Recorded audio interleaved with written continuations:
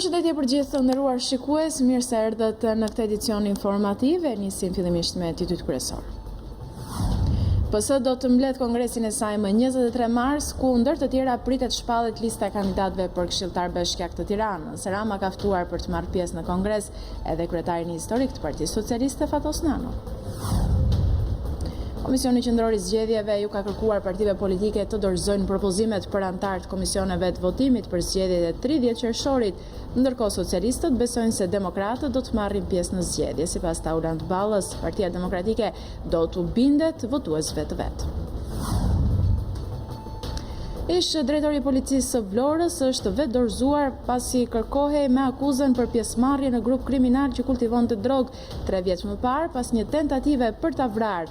Renato Avdula la punën dhe u fshet derisa u bind nga bashkëshortja policisë gjithashtu që të dorëzohej. Prokuroria e përgjithshme e përkohshme Marta Marku bëri thirrje nga Durrësi që kuvendit miratoj sa më shpejt ndryshimet ligjore që nevojiten pas vakumit të lënë nga vendimi i gjykatës kushtetuese në lidhje me procedime disiplinore ndaj magjistratëve. Panik në Holand, ku një person qelloi me armë mbi pasagerët e një tramvaj, duke plagosur 7 prej tyre, nuk dihet nëse bëhet fjalë për një sulm terrorist, por policia po heton dhe është në kërkim të autorit.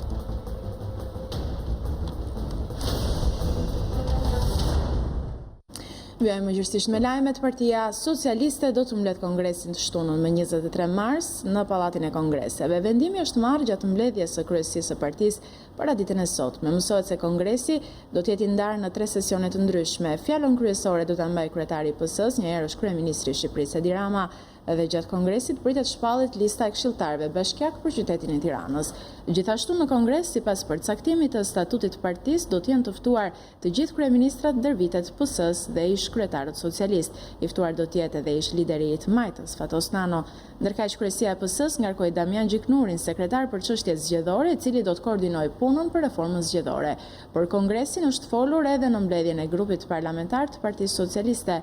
Kryeministri Rama ka kërkuar nga ministrat dhe deputetët pjesëmarrje masive të shtunën. Mbledhja është fokusuar edhe tek seancat parlamentare, ku sipas Ramës, pavarësisht protestave të opozitës, vendi ndodhet në normalitet parlamentar dhe kërkoi nga deputetët të nisin diskutimet në bashki në kuadër të zgjedhjeve lokale të qershorit. Komisioni Qendror i Zgjedhjeve ju ka kërkuar partive politike të dorëzojnë brenda ditës së sotme propozimet për antar të KZAZ-ve për zgjedhjet e 30 qershorit. KQZ paralajmëron se mos respektimi i afateve ligjore cënon procesin zgjedhor dhe tregon një mungesë të qartë pa përgjegjësie nga partitë politike. Data 18 mars shënon afatin përfundimtar për depozitimin e propozimeve për antar të komisioneve të zonave të administrimit zgjedhor, ndryshe të njohura si KZAZ. Deri tani, asnjë nga partitë politike që e gëzojnë këtë të drejtë nuk kanë sjellë pranë KQZ-s propozime për komisioner të nivelit të dytë. Komisioni Qendror i Zgjedhjeve ju bën apel të gjithë partive politike që kanë të drejtën të propozuar antar të komisioneve të zonave të administrimit zgjedhor që të respektojnë afatin ligjor për depozitimin e kandidaturave pranë KQZ-s. Mos respektimi i afatit ligjor tregon mungesë përgjegjësie në përmbushjen e detyrimeve që ju ngarkon Kodi Zgjedhor. Komisioni Qendror i Zgjedhjeve është i vendosur të mos mirëkuptojë dhe as tolerojë vonesat në propozime, ndaj kërkon partive politike që të depozitojnë urgjent propozimet e tyre për antar të KZAZ-ve brenda ditës së sotme dhe të mos bëhen shkak për cënimin e administrimit të procesit zgjedhor. Taulant Balla shpreh i bindur se Partia Demokratike nuk do t'i bojkotojë zgjedhjet lokale të 30 qershorit. Në një deklaratë për mediat, kreu i grupit socialist tha se demokratët duhet të binden votuesve të tyre dhe të marrin pjesë në zgjedhje. Gjithsesi, Balla theksoi se për çdo rast kodi ka parashikuar se si do të veprohet me vakancat që mund të krijohen. Unë nuk e besoj kurrë që Partia Demokratike nuk do të marrë pjesë në zgjedhje, përkundrazi besoj që Partia Demokratike do t'i bindet votuesve të vet për të marrë pjesë në garën e zgjedhjes menaxherëve të qyteteve, të bashkive, të komuniteteve dhe të parlamenteve vendore. dhe kujtoj që çdo parti politike ka detyrimin ligjor që buron nga kodi për t'u përgjigjur në afat depozitimit të kandidaturave për antar të KZAZ-s. Por kodi ka të parashikuar edhe rastin edhe vakancës që krijohet dhe KQZ-ja ka të gjithë autoritetin ligjor për t'i dhënë një zgjidhje kësaj çështje. Zoti Gjiknuri jo vetëm do të jetë sekretari ynë për çështje zgjedhore, por do të jetë drejtuesi në emër të Partisë Socialiste të një procesi të rëndësishëm që un kam plot besim që në Kuvendin e Shqipërisë me deputetët e rinj të opozitës, por dëshira jonë është me të gjitha partitë politike në Shqipëri të çojmë në një draft përfundimtar i cili të adresoj tërësisht të gjitha rekomandimet ose OSBE-Odirit dhe që të ketë certifikimin e Odirit. Tirana festoi dje ditën e verës, e cila u shoqërua me aktivitete dhe trafik të rënduar. Në fjalën e tij kryebashkiaku Veliaj ironizoi protestuesit e një dite më parë, duke i quajtur ekskursionist, por gjatë festës nuk munguan edhe incidentet ndaj tij. Dy të rinjt Forumit Rinor të Partisë Demokratike u shoqëruan në polici pasi tentuan t'i hidhnin boj. Mira qytetarë u bashkuan festimeve të organizuara nga Bashkia e Tiranës me rastin e ditës së verës, e cila u shty për shkak të motit të keq. Festimet nisën orën 9 të mëngjesit, ndërsa u zhvilluan aktivitete të ndryshme dhe panaire përgjatë bulevardit të dëshmorët e Kombit, në sheshin Skënderbej, në sheshin Nën Tereza, si dhe në Ishblok. Bllokimi i bulevardit dhe disa rrugëve në Ishblok krijoi trafik të rënduar të mjeteve. I pranishëm në sheshin Skënderbej, kryetari i Bashkisë Velia i konsideroi protestuesit e dieshëm ekskursionist, teksa tha se qyteti nuk e pranon dhunën. Unë sot duhet i falenderoj të gjithë qytetarët e Tiranës, që dje u distancuan nga aktet dhunës të zjarrit, hurit dhe të litarit, dhe sot demonstrojnë masivisht atë që është Tirana e vërtet. Tirana përtej të majtës dhe përtej të djathës, përtej PD-s dhe përtej PS-s, e do jetën, e do progresin, e do pastërtinë, e do ligjin, e do shtetin. Besoj që qyteti ka treguar që nuk e pranon bullizmin, nuk e pranon dhunën, pavarësisht nga cilat qytete që vinë. Për gjithë ata që erdhën dje për ekskursion Tiranë, unë ju bëj një pyetje. Sa mirë pastrohet qyteti nga vini? Burreli, Kamza, Paskuqani, Shkodra, Lezhë, Pogradeci, që dikush lë qytetin e vet në situatë mizerje dhe vjen të prishi qytetin ton, kjo është diçka që Tirana nuk e toleron. Përgjigja jo nuk është një përgjigje e dhunshme, përgjigja jo është një përgjigje me hare, me gëzim, me bashkim. Fakti që sot jemi 3 fish i ekskursionit djeshëm nuk na bën ndihemi krenar, thjesht na bën më të vendosur që të vazhdojmë rrugën që kemi nisur. Tirana do të eci përpara. E përbuz dhunën, dje miqtë e mi demokrat më shkruan e thoshin, unë jam demokrat, s'kam votuar herën e parë, do të votoj herën e dytë, po unë me të tilla gjëra që shkatrojnë të ardhmen e fëmijëve të mi, nuk bashkohem. Por edhe pse ditë feste, kryetari i bashkisë nuk i ka shpëtuar incidenteve. Një grup të rinj të Forumit Rinor të Partisë Demokratike kanë tentuar të hedhin boj të zezë Erion Veliaj, teksa ky i fundit ka lënë zyrën e bashkisë.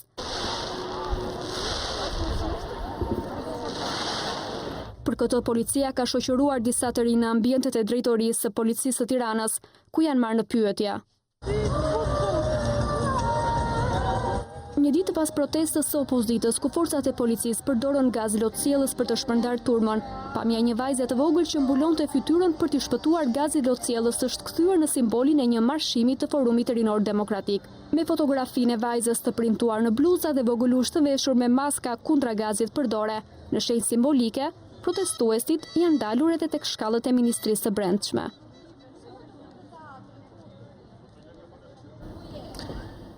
Policia arrestoi 14 persona për dhunën e ushtruar gjatë tubimit të së shtunës organizuar nga opozita përpara parlamentit. Në nënhetim edhe sekretari i përgjithshëm i PD-s Gazmend Bardhi si organizatori i protestës. Kreu i PD-s Lulzim Basha tha se procedimet penale nuk e ndalin misionin e opozitës për një Shqipëri si gjithë Europa. Pas protestës së opozitës, policia ka nisur ndalimet e para. Uniformat blu të policisë së Tiranës kanë arrestuar 14 prej protestuesve, të cilët janë evidentuar nga kamerat e sigurisë, duke goditur me sende të forta policinë gjatë protestës së të shtunës. Mësohet se grupi hetimor po vijon analizimin e pamjeve filmike, të siguruara nga kamerat e vendosura përpara parlamentit. Gjithashtu policia ka proceduar 33 persona për aktet e dhunës në protestë, prej të cilëve 11 persona janë në gjendje të lirë, ndërsa 7 të tjerë janë shpallur në kërkim. Për protestën sipas policisë është proceduar penalisht gjithashtu sekretari i përgjithshëm i Partisë Demokratike Gazmend Bardhi, organizatori i tubimit zhvilluar më 16 mars.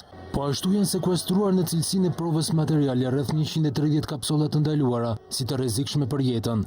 Mbi 14 personat e arrestuar ndojnë akuzat për konsumimin e elementeve të veprave penale, organizimi dhe pjesëmarrje në grumbullime dhe manifestime të paligjshme, goditje për shkak të detyrës, kundërshtim me dhunë të punonjësit të policisë, prishje të rendit dhe qetësisë publike dhe mbajtja e përdorimi i lëndëve plasëse. Uniformat blu vijojnë shoqërimet dhe verifikimet edhe nga policitë në qarqe të tjera. Menjëherë pas përfundimit të protestës së thirrur nga opozita, në reagimin e saj policia e shtetit deklaroi se gjatë tubimit të paligjshëm përpara kuvendit, protestuesit krijuan incidente me policinë dhe më pas e goditën, gjatë përpjekjes për të çarë kordonin e forcave të rendit. Mbi punonjësit e policisë së shtetit u hodhën gur dhe mjete të forta, por pasoj u lënduan 3 punonjës policie, të cilët janë jashtë rrezikut për jetën. Pas mbylljes së protestës, policia shoqëroi në komisariat 20 protestues. Mes të shoqëruarve ishte dhe ish deputeti Demokrat Luan Baçi dhe i biri i tij, të cilët aktualisht po jetojnë në gjendje të lirë. 14 personat e arrestuar pritet të dalin të hënë para gjykatës së Tiranës për të njohur me masat e sigurisë. Për protestën e opozitës reagoi dhe ministri i Brendshëm Sandër Leshaj, duke i konsideruar atë dhunë të verbër ndaj policisë. Leshaj vlerësoi policinë duke i konsideruar veprimet e saj të përgjegjshme dhe profesionale, si dhe shprehu keqardhje për opozitën. Por në reagimin e tij sekretari i përgjithshëm i Partisë Demokratike Gazmend Bardhi foli për sulm kriminal të policisë së shtetit me mjete të helmimit masiv ndaj qytetarëve, duke theksuar se kushdo që ka urdhëruar dhe ushtruar dhunë ndaj qytetarëve në mënyrë të paligjshme dhe kriminale do të marrë ndëshkimin e merituar. Për kryetarin e opozitës Lulzim Basha, shoqërimet në polici dhe disa arrestimet e protestuesve nuk do të ndalin Partinë Demokratike dhe qytetarët për të përmbushur misionin për një Shqipëri si gjithë Europa. Sipas Bashës, procedimet penale nuk janë gjë tjetër veç se një tipar i qartë i një qeverie kriminale, e cila ka ardhur në pushtet sipas tij me ndihmën e bandave. Numërimi mbrapsht për Edi Ramën dhe bandat në pushtet ka nisur, shkruan Basha në Facebook. Asnjë procedim penal nuk e ndal Partinë Demokratike dhe qytetarët për të përmbushur misionin ton për Shqipërinë si gjithë Europa. Unë dhe Partia Demokratike jemi të vendosur të mbrojmë me çdo mjet të drejtën për të protestuar, të drejtë që e fituam pas 46 vitesh të diktaturës më të përgjakshme në Europë.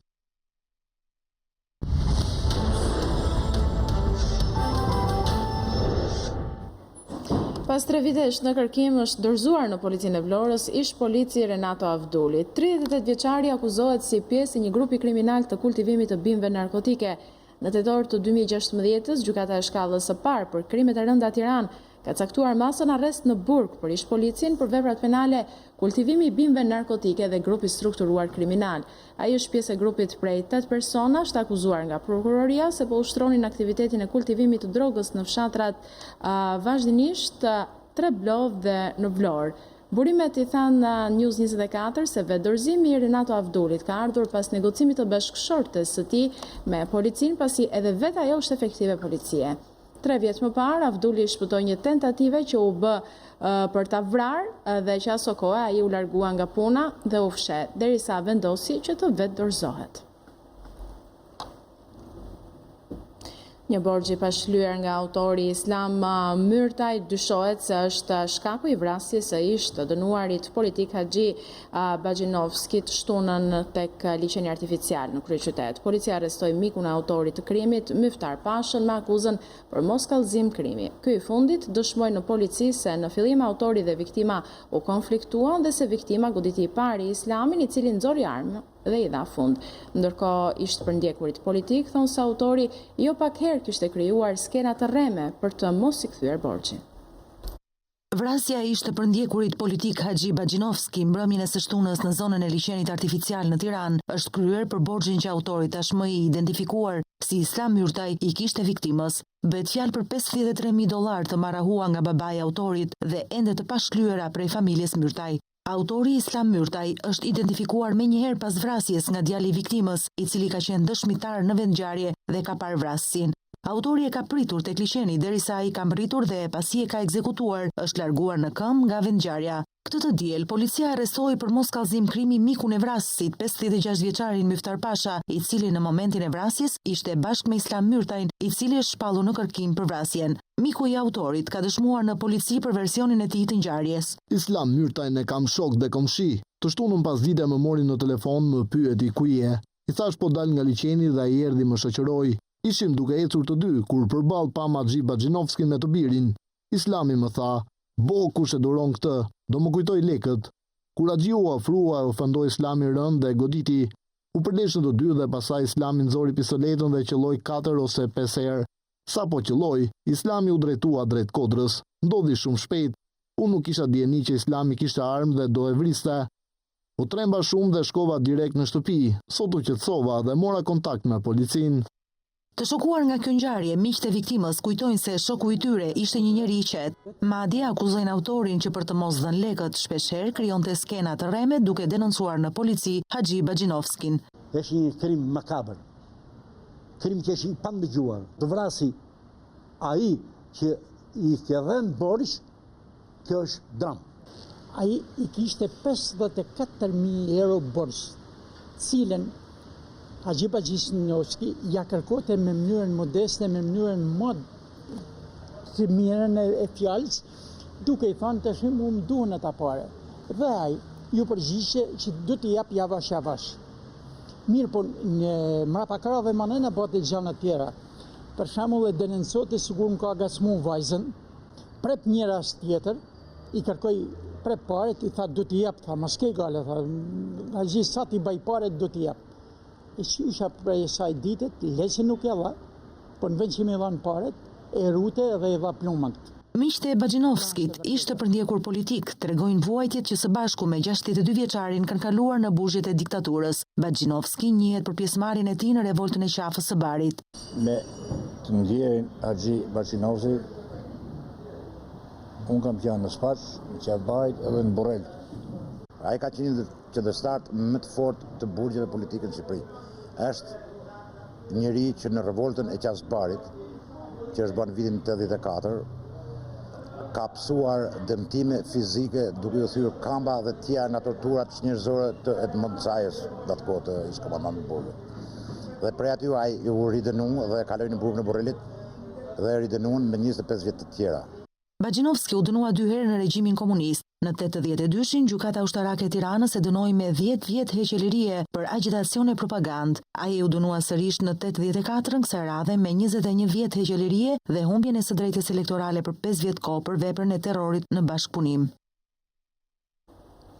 Policia ka shpallur në kërkim autorin e plagosjes së 29 vjeçarit Enea Keqa pranë stadiumit Dinamo në kryeqytet disa ditë më parë. Sipas policisë, autori i plagosjes Marmzjarri është 30 vjeçari me inicialet AB, banues në Tiranë. Ky i fundit mbrëmjen e 14 marsit plagosi në këmbë Enea Keqan, i cili ndodhet në spital jashtë rrezikut për jetën. Më herët i plagosuri nuk ka pranuar të jap detaje për ngjarjen, duke thënë para grupit hetimor se autorin nuk e njihte dhe se gjithçka ka ndodhur pas një sherrri banal. Për ngjarjen është proceduar penalisht dhe një 26 vjeçar për deklaratë të rreme para oficerit të policisë gjyqësore.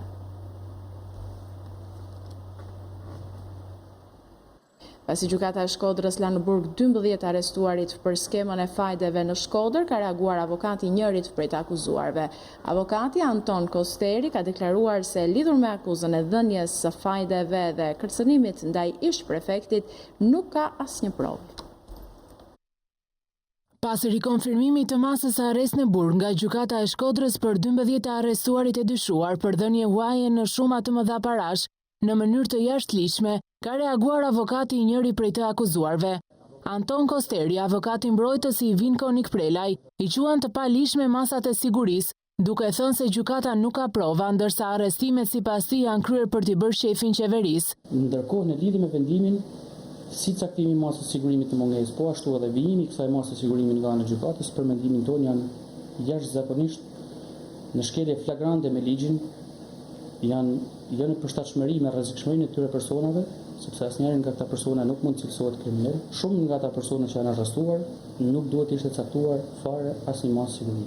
këto arrestime janë për mendimin tim vetëm për t'i bërë qefin qeverisë, janë arrestime vetëm për të bërë show. Avokati Kosteri deklaron se denoncuesi është ish prefekti i Shkodrës Paulin Radovani, por shton se dy djemtë e ish prefekti dhe vetë ish prefekti nuk janë kërcënuar dhe nuk i është bërë as presion nga të dyshuarit. Shteta si Paulin Radovani, si person që ka bërë kallëzimin në prokurori, apo dhe familjarët e tij nuk rezulton të paktën deri tani që t'jenë kërcënuar apo t'jenë shantazhuar apo t'jenë dhënuar si psikologjikisht apo dhe fizikisht. Prandaj, nëse dikush ka pretendimin që këto persona u arrestuar me idenë se ata dhënuan të drejtat e zotit Radovani, kjo nuk është e vërtetë, as pak të paktën deri tani nuk ka asnjë provë. Në skemën e zbuluar rreth një javë më parë në kuadër të hetimeve të prokurorisë dhe policisë së Shkodrës, përmes operacionit Marana ishin të përfshirë ish kancelar gjykate, policë dhe noter dhe ish drejtori i patentave në Shkodër.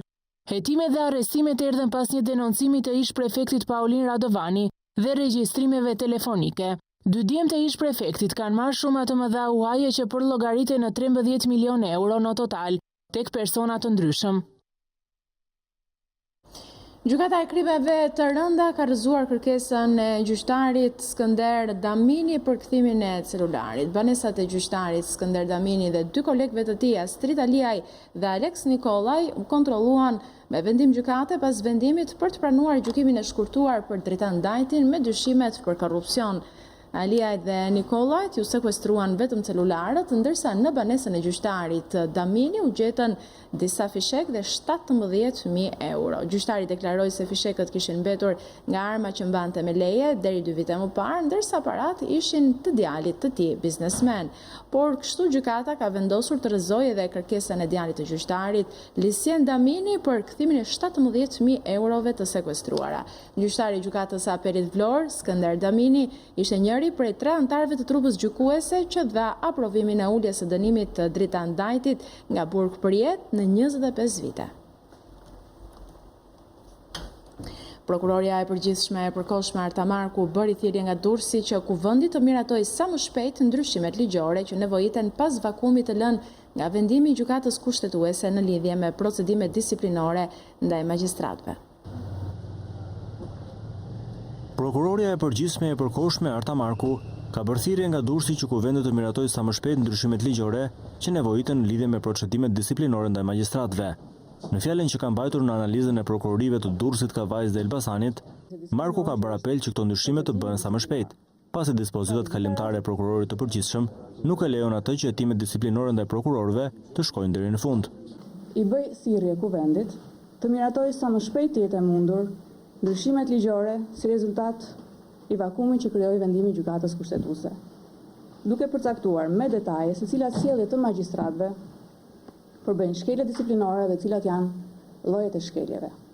Po kështu, i bëj thirrje kuvendit që të plotësojë dispozitën kalimtare që përcakton kompetencat e prokurorit përgjithshëm dhe të inspektorëve të Këshillit Lart Drejtësisë, me qëllim që përveç hetimit disiplinor, të kenë detyrimin për të bërë dhe procedimin disiplinor dhe të shkojnë me propozime konkrete për masa disiplinore përpara Këshillit Lart Prokurorisë apo Këshillit Lart Gjyqësor. Edhe një ditë është shumë për të lënë një sistem të tërë drejtësie pa kontroll. Kryeprokuroria theksoi se ka shumë ankesa të qytetarëve në adresë të saj dhe një pjesë pranë medjave, por mosndëshhyrja ndaj prokurorëve të akuzuar nuk mund të bëhet, për sa kohë nuk është zgjedhur inspektori i lartë i drejtësisë, si autoriteti vetëm që ka të drejtë për të hetuar prokurorët. Pra të gjitha rastet e ankesave janë verifikuar, është bërë hetimi disiplinor dhe më pas procedura është ndërprerë në mungesë të kompetencës dhe në kushtet kur inspektori i lartë i drejtësisë nuk është zgjedhur ende, çështjet kanë mbetur pezu. Gjendjen aktuale të prokurorisë dhe vetë sistemit të drejtësisë, Marku e ka cilësuar problematike, pasi sipas saj në kushtet që po operon aktualisht sistemi i drejtësisë, kur prokurorët veprojnë të pavarur apo të pandikuar tërësisht, funksionimi i mekanizmave disiplinore është i domosdoshëm dhe etik, dhe në mungesë të këtyre mekanizmave, pavarësia nuk është asgjë tjetër veç se abuzim në kurriz të qytetarëve dhe cënimi i imazhit të drejtësisë, ndërkohë që inkurajoi kandidatët brenda apo jashtë sistemit të aplikojnë për të garuar për inspektor të lartë të prokurorisë. Tani do të shkëputemi për pak publicitet, rikthehemi vetëm pas pak.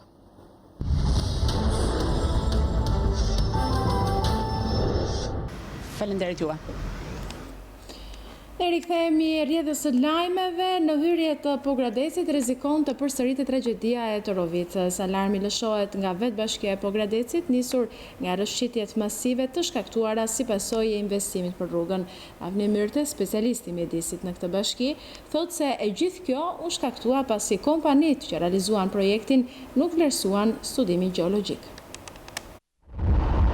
Rrëshqitjet masive të dherëve dhe gurve të ndodhura 2 vite më parë në nazën e qytetit të Pogradecit si pasojë investimeve për rrugën kryesore tashmë janë thelluar, duke u kthyer në një rrezik serioz siç dëshmojnë dhe pamjet. Me qëllim shmangjen e ndonjë tragjedie, Bashkia e Pogradecit ka dërguar në dikasteret qendrore disa shkresa ku bëhet i ditur rreziku, por që fatkeqësisht duket se nuk kanë marrë ndonjë reagim konkret. Kemi drejtuar gjitha institucionet shtetërore, duke filluar 2 herë kryeministrit, ministrave, ish ministra Damjani, ministri energjetikës, ministri të financave, duke vendjeni edhe prefekti i Qarkut Korçës është ingratuar masivisht plotësisht me këtë për të eliminuar të rrezik, por deri tani nuk është bërë asgjë. Kjo përbën rrezik për tërë mjetet. Fillimisht u bllokua një periudhë kohe, njëri kalim për të mos kaluar, por tani është detyrë e firmës. Sipas specialistit të mjedisit në bashkinë e Pogradecit Avni Myrte, firmat që morën përsipër ndërtimin e unazës së qytetit nuk morën përballë studime gjeologjike që janë kryer mbi rreziqet që paraqisin skrapatat në anë të rrugës, ndaj sot rrezikon të shembet shkëmbi mbi rrugë. E keqja është sepse të gjitha firmat nuk përmarrën për bazë studime gjeologjike që janë kryer përpara për rreziqet që paraqisin shpatet në karshi rrugëve. Dhe me studim gjeologjik, kjo që nga viti 2014 dhe përpara ka qenë problem, sepse rrezikohet të shkëmbi mbi rrugën auto që është ndërtuar. Myrte thekson se nëse nuk do të ndërhyet shpejt, tragjedia e Torovicës në Lezhë rrezikon të përsëritet edhe në Pogradec, madje edhe me bilance më të frikshme si pasojë e qarkullimit të dendur në këtë rrugë.